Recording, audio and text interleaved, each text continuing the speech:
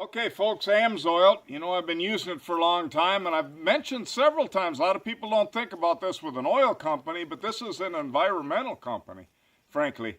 When they started in '72 with their synthetic motor oils, one of the things that they wanted to target was the wasteful practice of changing oil constantly, every 3,000 miles.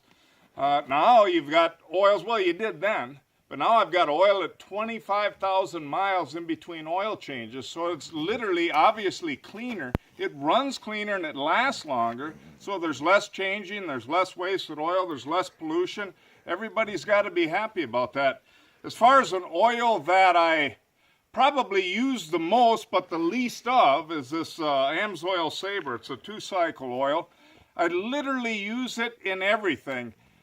And I've talked about this before too. The one thing that I probably don't appreciate enough about AMSOIL is because what you initially appreciated about it when you switch goes away, and you kind of forget about the fact that other traditional oils are dirty oil products and they stink and they create deposits. Even for laymen like me, I'm not a super technical mechanical guy, but I understand the basics.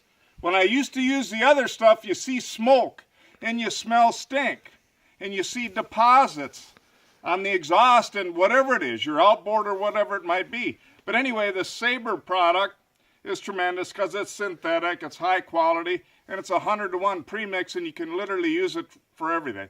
I mean, frankly, some of you might be worried about if you've got a product that says it's a 50-to-1 mix on a 2-cycle.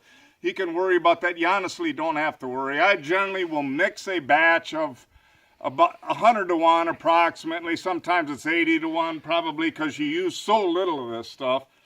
But I've got my chainsaws. That's probably what I use the most. But literally chainsaw, snowblower. I got a little rototiller thing in there my wife uses. And, all of those things out of this same bottle. And I use very little of it. And it's clean.